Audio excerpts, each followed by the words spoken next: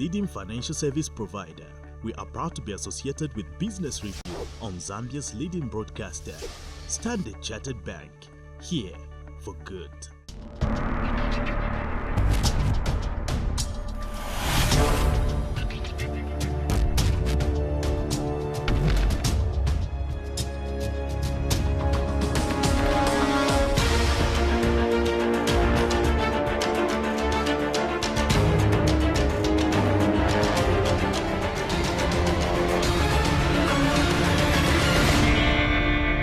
And welcome. You're watching Business Review tonight. My name is Chitulangoma. I'm your host for this evening.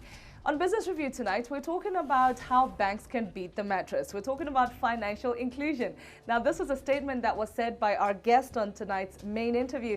That is Joanna Ledgerwood, who is the director of FSD here in Zambia. And we'll be talking about financial inclusion and the importance of the poor being banked and the importance of banks spreading their services, their financial services to the unbanked across the country.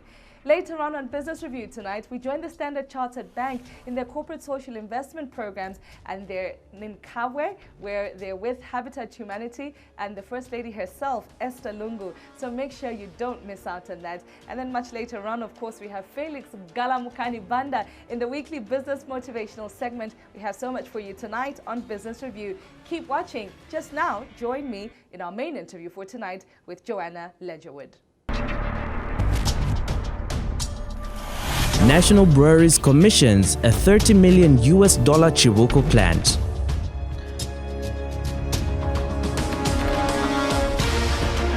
Motivational speaker Felix Galamukani Banda launched his book, We Just Don't Become, in Kitwe.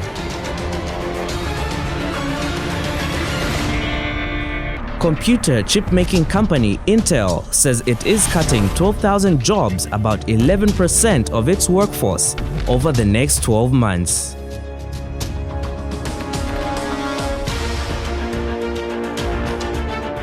The Zambia Institute of Marketing held a business talk on how to become a CEO from a marketer.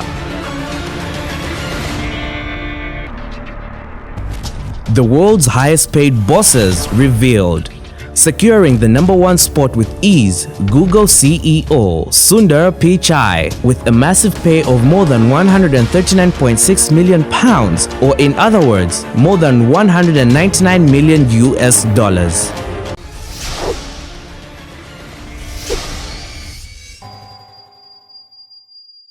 Good evening, Joanna. Thank you so much for making time for us on Business Review tonight. Welcome to the program. Thank you very much for having me. Okay, now tell us, what does FSD do here in Zambia? Well, Financial Sector Deepening Zambia, which is what FSDZ stands for, is an organization that was set up by the UK government with UK DFID taxpayers' money. And we work to increase financial inclusion. So we're interested in having more men and women and small enterprises accessing financial services. And now, talking about access to financing, what exactly is financial inclusion? When people talk about financial inclusion, they're referring to the number of people having access to and using financial services, either from the formal sector or the informal sector. So when we talk about people being financially included, they may have a bank account, they may have a loan from an informal moneylender, they could belong to a savings group that allows them access to savings and credit.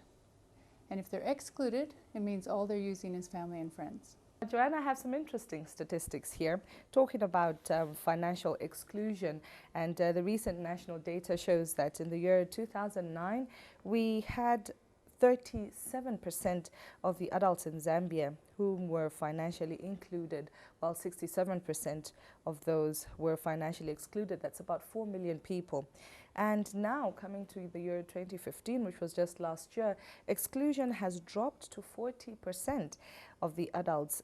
What can you contribute this jump to? In 2015, FSD Zambia, in partnership with the Bank of Zambia, conducted a study called FinScope 2015, which is an analysis of the entire adult population in Zambia. So we interviewed 8,600 households to determine what they did for financial services. At the time, the last time this study was completed was 2009, and at that point the exclusion was much higher. And as you pointed out, in 2015, the exclusion has gone down to 40%. Mostly this has been a change in the last 6 years due to mobile money, so financial services over a mobile phone. There's also been a great increase in the formal sector usage, so that's banks and microfinance institutions, and also in the informal usage, which is things like savings groups, as I mentioned.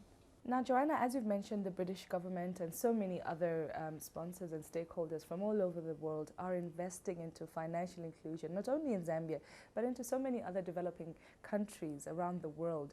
Why is financial inclusion important? Well, I think just like you and I, on a daily basis, we need financial services. We need a bank account. I'm paid once every month, and I have expenses every day, and I need to spread that salary over the month. If I am interested in building my assets, I need to have financial services, whether it's a savings account or a mortgage for my house, or a loan to put a new roof on my house, etc. So financial services are important to both improve the quality of people's lives and to allow them to manage their day-to-day cash flow better. But importantly, it's also to support them in risk management. So if I don't have any savings or don't have any access to credit or insurance, and my house burns down, I'm really extremely vulnerable, and I have no opportunity to then go out and continue my productive life. And I think that financial inclusion is important because it serves to reduce vulnerability for poor people particularly, but also increase their opportunity to generate income. The poor seem to be the majority of those that are not financially excluded, as you put it. Now, the banks seem to be leaned towards providing financial services towards those that I wouldn't exactly call poor. Why should the banks consider investing into, or even consider providing financial services to those that are poor? It's a good point to mention the profitability. Obviously, the incentive of banks they have shareholders that they need to satisfy, so it does need to be profitable. There needs to be a business case. Mm-hmm. And often there's assumption that banks cannot serve poor people profitably. What's happening, though, I think all over the world, particularly in Zambia, it's a very crowded banking sector with 19 commercial banks here. And there's only so many corporate clients and so many medium-sized enterprises.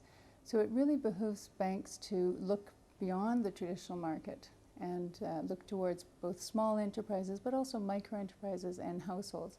There's a tremendous opportunity for increasing their market share. And we talk about banks competing for a small pie, which is what they're currently doing. And if we can increase the pie, the size of the pie, by including the poor households and smaller businesses, I think everybody benefits. Now, what can be done to increase financial inclusion? Well, one of the most important things, I think, is information to understand the demand side. So we know a fair amount about supply, what banks need and what banks are looking for in terms of managing their own risk.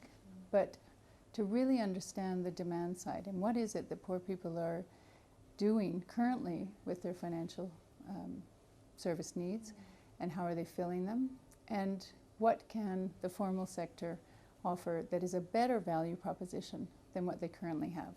So it's how do we figure out how banks can beat the mattress? So that's our job. That's exactly what we're trying to do, trying to demonstrate that there is a potential and profitable market for the banks and MFIs. Now, talking about how the economy has been doing lately, Joanna, we find ourselves in a situation where we have less money going around in the economy. Why would the poor still want to take the little money that they have into the bank and become financially included? You know, people often say that the poor, because they don't have money by definition, or they have less money than those who are not poor, don't need financial services. And in fact, we find that it's more poor households and in times like this where people really do need financial services because they need to spread even less money over a longer period of time. And financial services can really help manage that. And another aspect that we really focus a lot of our efforts on is financial education and increasing the financial capabilities of poor households, but also of businesses, so that they can manage in downtimes like we have now. Joanna, thank you so much for what FSD Zambia is doing for our country and your contributions towards financial inclusion in Zambia. Great. Thank you very much, Faith. Thank you.